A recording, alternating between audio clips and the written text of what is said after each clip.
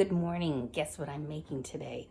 A new recipe. I'm very excited. My mom was telling me how she fixed pad thai last night for dinner and how good it turned out. And it was a recipe she'd never tried before. So I had her give me her recipe, and I'm going to see if I can make enough changes to it that we can enjoy it here. And I have the feeling I'll probably have to give Chris a bottle of soy sauce so he can add a little more flavor to his. But be that as it may, I'm making all sorts of substitutions, so it'll be interesting to see how it comes out. So I'm going to show you what I'm starting with. Okay, the original recipe calls for rice vinegar. Well, I can do rice vinegar. I've got that. And then it calls for soy sauce, and I'm not doing soy sauce, so I am going to use some black garlic. And I'm going to have to put that in my blender to puree it, but that's okay. This whole thing's going to go in the blender. I'm going to use black garlic instead of soy sauce. Instead of fish sauce, I'm going to use miso. I normally like this brand of miso. It's gluten-free, and it's still high in sodium, but when you consider how much you're putting overall, it's a lot less than soy sauce.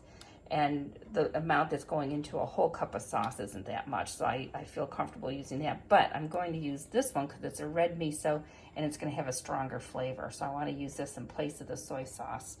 And then it calls for, I'm using this in place of the fish sauce. And then it calls for chili garlic sauce. I picked this up to give as a gift, and then it ended up staying here. I haven't even opened it yet. But it's a raspberry habanero sauce. I thought, well, that sounds like fun. That'll give it a little kick. And it calls for sugar, and I'm going to use applesauce, organic applesauce, in place of the sugar. And this is some of my homemade mustard. So I'm going to use a little bit of that in there for flavor. That'll probably, if I use these two, that'll be in place of my soy sauce. And it calls for rice noodles, which I don't have, but I happen to have some nice buckwheat soba noodles. And I thought that's fun because those are Asian anyway. They're Japanese, but that's okay. It's not Thai, but Japanese, but that's all right. Also, at the end of the day, I will show you how this turns out. This is my big adventure. Gives me something fun to think about today. All right, I'm going to put the pad thai together.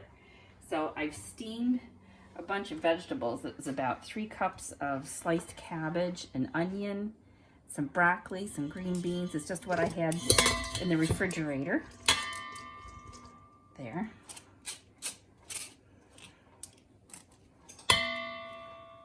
My veggies. My soba noodles, which are well rinsed. And then here's our sauce, and it turned out really good, so I'm excited about this.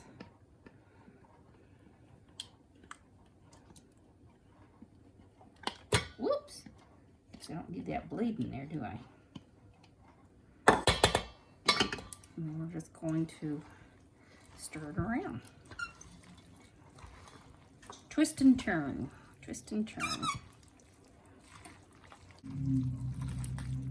There we go.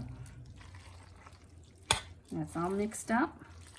And then I've got some nice fresh cilantro to put on top. Stir that in for a little fresh.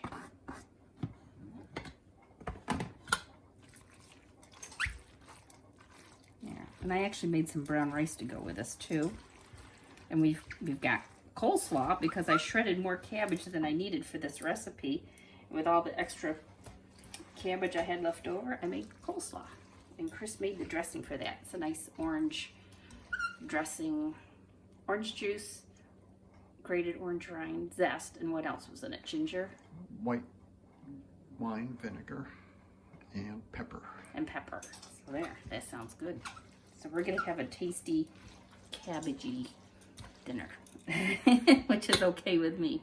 And oh, you know what? You're here. I don't have a fork. I'm gonna have to pick. Let's just see what it tastes like.